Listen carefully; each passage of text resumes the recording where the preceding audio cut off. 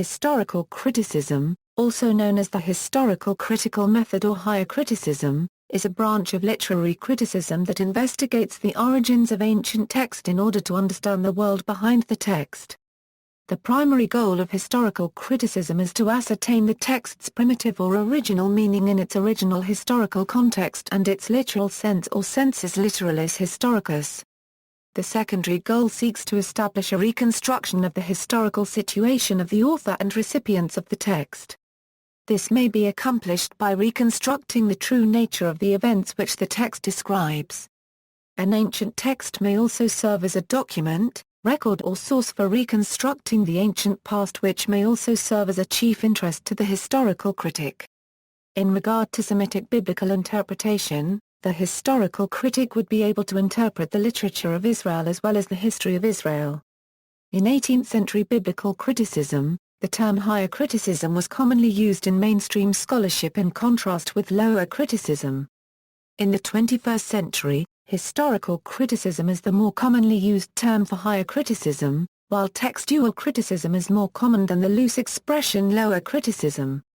Historical criticism began in the 17th century and gained popular recognition in the 19th and 20th centuries.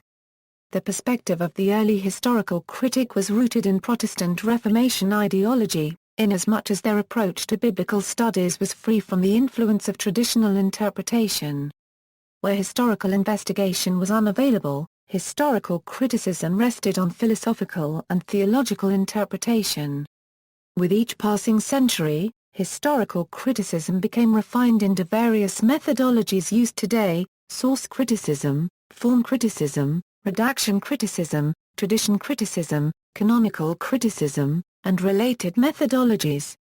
Methods. Historical critical methods are the specific procedures used to examine the text unregistered trademark as historical origins, such as the time, the place in which the text was written, its sources, the events, dates, persons, places, things, and customs that are mentioned or implied in the text.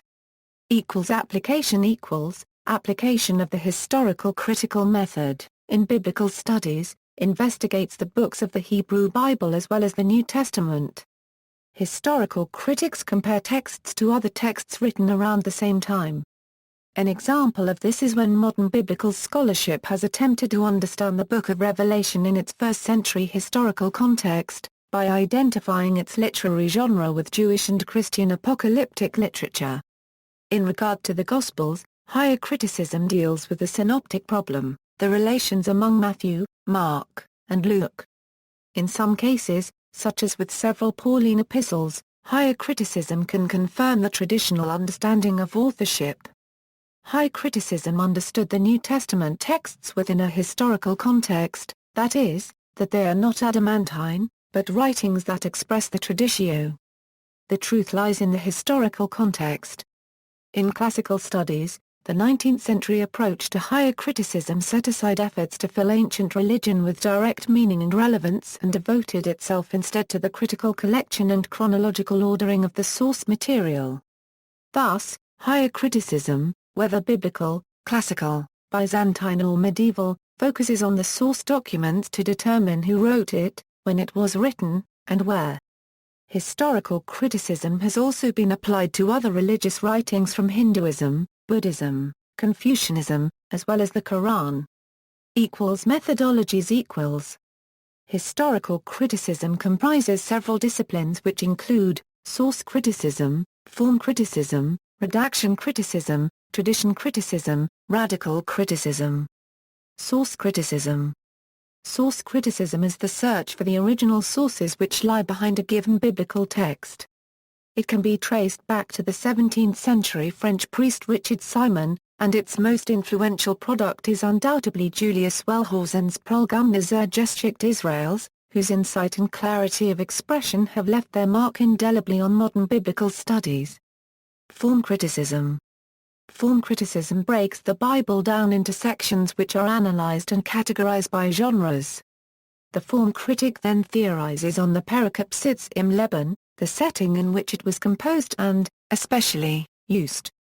Tradition history is a specific aspect of form criticism which aims at tracing the way in which the pericops entered the larger units of the biblical canon, and especially the way in which they made the transition from oral to written form.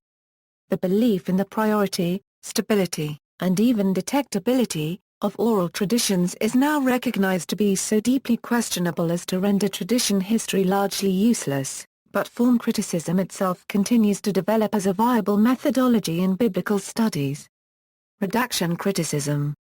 Redaction criticism studies the collection, arrangement, editing and modification of sources, and is frequently used to reconstruct the community and purposes of the authors of the text.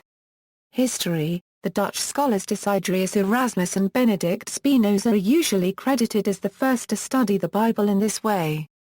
When applied to the Bible, the historical critical method is distinct from the traditional, devotional approach. In particular, while devotional readers concern themselves with the overall message of the Bible, historians examine the distinct messages of each book in the Bible. Guided by the devotional approach, for example, Christians often combine accounts from different Gospels into single accounts, whereas historians attempt to discern what is unique about each Gospel, including how they are different. The phrase higher criticism became popular in Europe from the mid-18th century to the early 20th century, to describe the work of such scholars as Gina Struck, Johann Salomo Semler, Johann Gottfried Eichhorn, Ferdinand Christian Bau, and Julius Wellhausen. In academic circles today, this is the body of work properly considered higher criticism, though the phrase is sometimes applied to earlier or later work using similar methods. Higher criticism originally referred to the work of German biblical scholars of the Tarwan-Quarter-Bingen school. After the path-breaking work on the New Testament by Friedrich Schleiermacher, the next generation which included scholars such as David Friedrich Strauss and Ludwig Feuerbach in the mid-19th century analyzed the historical records of the Middle East from Christian and Old Testament times in search of independent confirmation of events related in the Bible. These latter scholars built on the tradition of Enlightenment and rationalist thinkers such as John Locke, David Hume, Immanuel Kant, Gotthold Lessing, Gottlieb Fichte, G. W. F. Hegel and the French rationalists. These ideas were imported to England by Samuel Taylor Coleridge and, in particular, by George Eliot's translations of Strauss's The Life of Jesus and Feuerbach's The Essence of Christianity. In 1867 liberal Anglican theologians began the process of incorporating this historical criticism into Christian doctrine in essays and reviews, causing a 5-year storm of controversy which completely overshadowed the arguments over Darwin's newly published On the Origin of Species. 2 of the authors were indicted for heresy and lost their jobs by 1862, but in 1864 had the judgment overturned on appeal. La Vie de Jar copyrights Us, the seminal work by a Frenchman, Ernest Renan, continued in the same tradition as Strauss and Feuerbach. In Catholicism, L'Evangile Église, the magnum opus by Alfred Loisy against the essence of Christianity of Adolphe von Harnack and La Vie de Jesus of Renan, gave birth to the modernist crisis. Some scholars, such as Rudolf Bultmann, have used higher criticism of the Bible to demythologize it. See also, biblical criticism, biblical genres, close reading, diplomatics, documentary hypothesis, fundamentalist or Euromodernist controversy, historical grammatical method, Journal of Higher Criticism, textual criticism, synoptic problem. Footnotes. References.